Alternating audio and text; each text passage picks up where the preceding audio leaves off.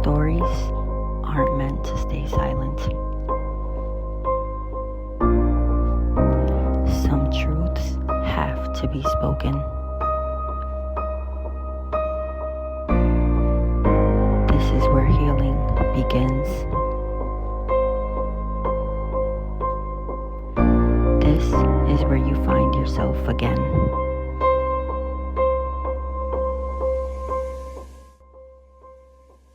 Hello everyone. If I'm being honest, I've been sitting here for a while trying to figure out how to begin this. Not because I don't know what to say, but because saying it out loud makes it real. It means I can't hide behind being strong anymore. It means I can't pretend certain things didn't change me. This is Offscript with CK. And this is where I stop abandoning myself. I want you to think about something for a moment. Think about the version of you that existed before you ever questioned your worth. Before you ever felt like you had to suppress what you felt. Before you ever learned how to carry things emotionally on your own. That version of you still exists.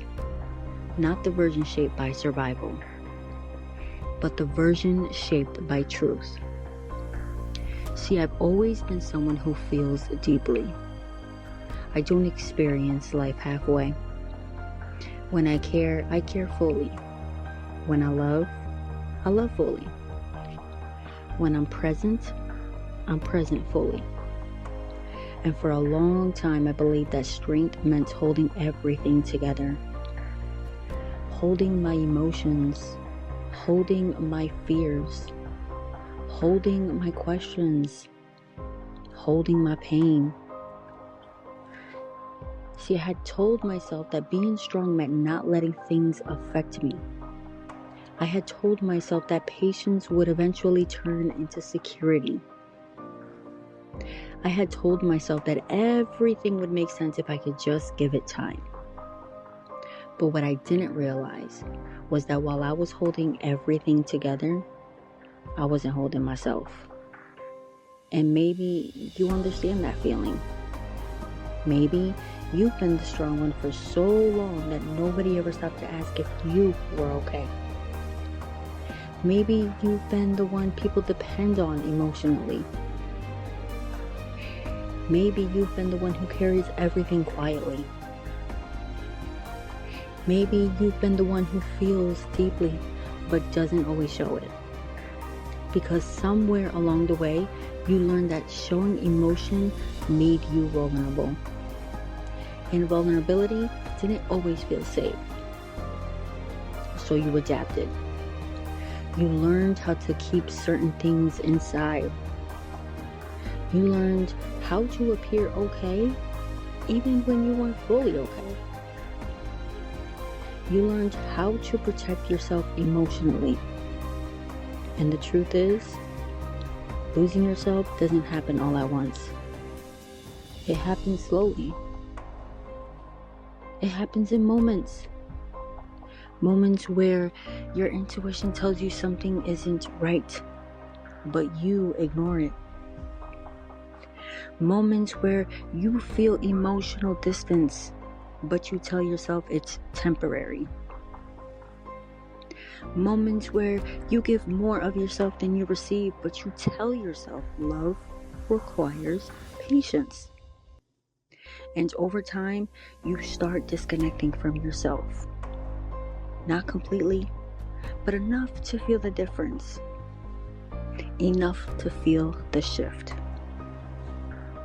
Enough to start questioning yourself in ways you never did before. I remember having moments where I would sit alone with my thoughts. Not distracted, not avoiding anything, just sitting there, feeling everything. Trying to understand why something that once felt safe started to feel uncertain. Trying to understand why I started becoming quieter emotionally. Trying to understand why I started protecting parts of myself that I once gave freely. And I realized something in those moments. I realized that emotional safety isn't something you should have to question. Peace isn't something you should have to earn. And your worth was never something that needed to be negotiated. It was always there. You just forgot to choose yourself. And I know there are people listening right now, men and women, people who carry emotions silently, people who feel deeply but don't always express it, people who built emotional walls not because they wanted to, but because life taught them to protect themselves, especially men.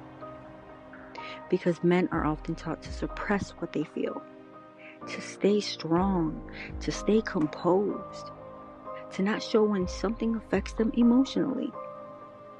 But emotions don't disappear just because they're hidden. They stay. They exist quietly. They shape how you move. They shape how you love. They shape how you protect yourself.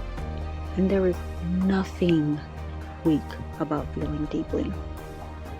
There is nothing weak about caring. There is nothing weak about being emotionally honest with yourself. Your emotions were never your weakness. They were always your humanity. And I had to learn that choosing myself didn't mean I stopped loving others. It meant I stopped abandoning myself.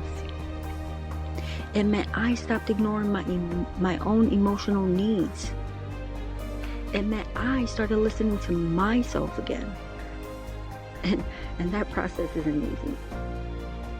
Because when you're used to being strong for everyone else, choosing yourself feels so unfamiliar.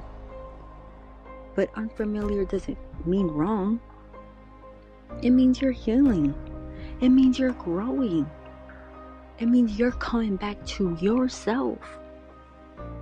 This channel exists because I know what it feels like to rebuild yourself emotionally. To reconnect with yourself after emotional confusion. To find clarity after uncertainty. To find strength inside vulnerability. And if you're here listening right now, you're here for a reason. Because something inside you understands this. Something inside you is healing. Something inside you is remembering your worth. And before I go, I want to leave you with something. I want you to think about the version of yourself that existed before life taught you how to hide what you felt. Before you learned how to carry things emotionally on your own. Before you started protecting yourself from disappointment. That version of you still exists. And I know there are people listening right now, again, men and women, people who appear strong on the outside, but carry things silently on the inside. People who don't always speak on what they feel. People who learned how to survive emotionally instead of feeling safe emotionally. And if that's you, I want you to ask yourself something, honestly. When was the last time you allowed yourself to be emotionally honest with yourself? Not distracted, not avoiding it, but truly, truly honest. Because maybe this is where it begins. This is where you stop abandoning yourself. This is where you come back to yourself. This is Offscript with CK.